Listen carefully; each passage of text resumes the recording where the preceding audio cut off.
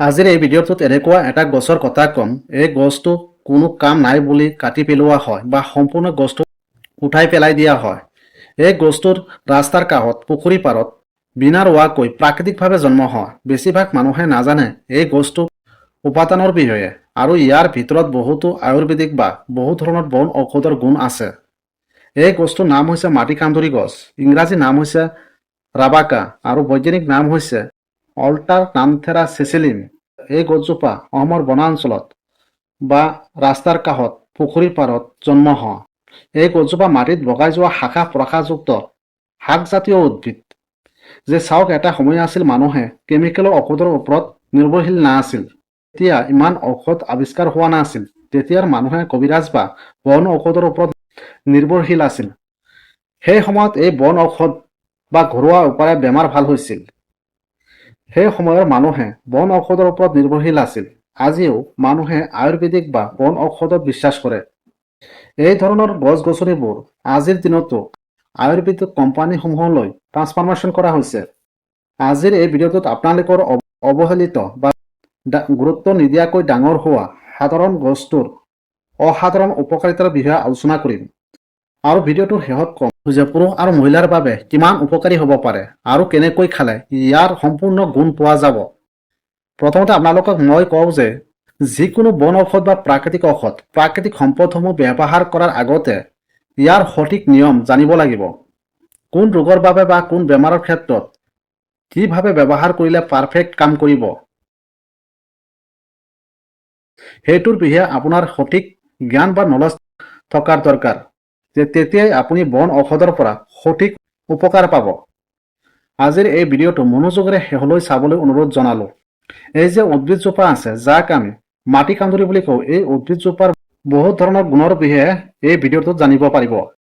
এই উদ্ভিদজোপাৰ গুণ সম্পৰ্কে বহু মানুহে নাজানে। আহক এতিয়া আমি আলোচনা কৰোঁ এই উদ্ভিদজোপাৰ পাত খালে কি কি সমস্যাৰ পৰা মুক্তিত থাকিব পাৰি।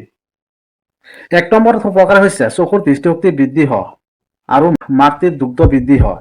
যদি আপোনাৰ চকুত বা মাতৃৰ দুগ্ধ কম হয়, তেতিয়া ইয়াৰ পাতৰ ৰস চকুত লগালে বা মাতৃক খোৱালে চকুৰ দৃষ্টিশক্তি আৰু মাতৃৰ দুগ্ধ ২ৰ পৰা ৩ দিনৰ ভিতৰত চকুৰ দৃষ্টিশক্তি আৰু মাতৃৰ দুগ্ধ বৃদ্ধি পায়। ৰক্তৰ কণিকা আৰু মাংসপেশী শক্তিশালী কৰে। মাটিকাঁদুৰি নিয়মীয়াকৈ খালে শৰীৰত ৰক্তৰ কণিকা আৰু মাংসপেশী শক্তিশালী হয়।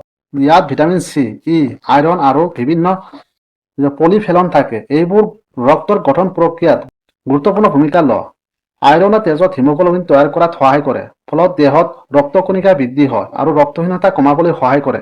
এই উদ্ভিদজোপাত এন্টি অক্সিডেণ্ট আৰু প্ৰটিন থাকে, যাৰ বাবে মাংসপেশীৰ কোষসমূহক সুৰক্ষা দিয়ে আৰু পুনৰ গঠনত সহায় কৰে। ইয়াৰ ফলত শৰীৰত শক্তি বৃদ্ধি হয় আৰু পেশীক শক্তিশালী কৰে। আৰু ইয়াত থকা এন্টি ইনফ্লেমেটৰী গুণ থাকে, যিয়ে দেহৰ ভিতৰত প্ৰবাহ দূৰ কৰে আৰু পেশীৰ বিষ বা ক্লান্তি কম কৰাত সহায় কৰে। মাটিকাঁদুৰি গছৰ পাতৰ ৰস আৰু নিমখৰ সৈতে মিহলাই খালে গ্ৰহণীৰ বেমাৰৰ পৰা মুক্তি পোৱা যায় বুলি আয়ুৰ্বেদিক শাস্ত্ৰত লিখা আছে। ইয়াৰ বাহিৰেও কোনো ব্যক্তিৰ যদি পেটৰ পাচনতন্ত্ৰৰ বিষৰ অনুভৱ হয়, তেতিয়া এই গছৰ পাত খালে নিৰাময় হয়। ইয়াৰ বাহিৰেও কোনো ব্যক্তিৰ যদি পেট ফুলা, পেটত গেছ আৰু অজিৰ্ণতাৰ সমস্যা আছে, তেতিয়া এই গছজোপাৰ পাতৰ ৰস খালে নিৰাময় হয়। ইয়াক সঠিক পদ্ধতিত কেনেকৈ খাব লাগে? অলপ গৰম পানীৰ লগত মাটিকাঁদুৰি পাত আৰু অলপ নিমখ মিহলাই এই মিশ্ৰণ তৈয়াৰ কৰি ৰাতিপুৱা খালী পেটত খাব লাগে। ইয়াৰ বাহিৰেও মাটিকাঁদুৰি পাতৰ ৰস অলপ গৰম কৰি বা ইয়াৰ পাত শুকাই পাউডাৰ বনাই খালে কিডনীৰ সমস্যাৰ পৰা মুক্তি পোৱা যায়। ইয়াৰ পাত পিটিকাই হালধিৰ লগত খালে এলাৰ্জি বেমাৰ নিৰাময় হয়, ছালৰ বেমাৰ ভাল হয়। মাটিকাঁদুৰি পাত, টেঙেচীৰ পাত, মানিমুনিৰ পাত, এই ৩টা গছৰ পাত একেলগে কৰি ৰস তৈয়াৰ কৰি খালে হৃদৰোগ নিৰাময় হয়। ইয়াৰ বাহিৰেও মুখত হোৱা দুৰ্গন্ধ, দাঁতৰ বিষ, দাঁতৰ গুৰিৰ মাংস ফুলি যোৱা আদি বেমাৰ হ'লে মাটিকাঁদুৰি পাত, নিম পাত শুকাই পাউডাৰ বনাব লাগিব। ইয়াৰ পিছত আধা চামুচ নিমখ, আধা চামুচ হালধীয়া পাউডাৰ আৰু ১ চামুচ নেমুৰ ৰস মিহলাই এটা মিশ্ৰণ তৈয়াৰ কৰি এটা পাত্ৰত ৰাখি প্ৰতিদিনে ৰাতিপুৱা এই মিশ্ৰণেৰে অলপ অলপ হাতৰ তালুত লৈ যেনেকৈ ৰাতিপুৱা ব্ৰাছ কৰে তেনেকৈ হাতৰ আঙুলিৰে ব্ৰাছ কৰিলে এইবোৰ বেমাৰ ২০ দিনৰ ভিতৰতে আপুনি আৰাম পাব। চৰ্দি কাহ, মাটিকাঁদুৰি পাতৰ লগত তুলসী পাতৰ ৰস মিহলাই খালে কোনো টকা পইচা খৰচ নকৰাকৈ ঘৰুৱাভাৱে তৈয়াৰ কৰি খালে চৰ্দি কাহ, মূৰৰ বিষ আদিৰ পৰা আৰাম পোৱা যায়। যিসকল ব্যক্তিৰ ডিঙিৰ বিষ আছে তেওঁলোকে এই পাতৰ ৰস খালে ডিঙিৰ বিষ ভাল হয়।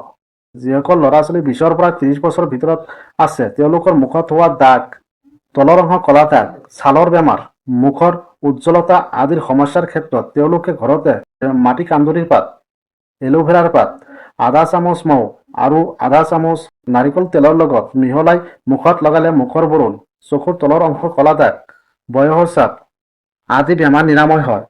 এই মিশ্ৰণটো 7 পৰা 8 দিন এই মিশ্ৰণ ব্যৱহাৰ কৰিলে এইবোৰ সমস্যা দূৰ হ'ব। মাটিকান্দুৰী, টেঙেচি বা মানিমুনি একেলগে ৰস খোৱাটো এটা পৰম্পৰাগত ঘৰুৱা উপায়, যাক আয়ুৰ্বেদিক শাস্ত্ৰত লিখা আছে। কিন্তু এই তথ্যসমূহ সম্পূৰ্ণ বৈজ্ঞানিকভাৱে প্ৰমাণিত নহয়। ই কোনোভাৱে চিকিৎসকৰ পৰামৰ্শ বা আধুনিক চিকিৎসাৰ বিকল্প নহয়। হৃদৰোগ এক গুৰুত্বপূৰ্ণ স্বাস্থ্যৰ সমস্যা। সেয়েহে বুকুৰ বিষ, শ্বাস ল'বলৈ বা ডিঙিৰ বিষ, মূৰৰ বিষ, পেটৰ সমস্যা, দাঁত ফুলি যোৱা আদি অসুবিধা বা অন্য লক্ষণ দেখা দিলে তৎক্ষণাত চিকিৎসকৰ সহায় লোৱা উচিত। এই ৰস খোৱাৰ আগতে, বিশেষকৈ যদি আপুনি আগৰ পৰা ৰোগত ভুগি আছে বা ঔষধ খাই আছে, তেন্তে চিকিৎসকৰ লগত আলোচনা কৰা অত্যন্ত প্ৰয়োজন।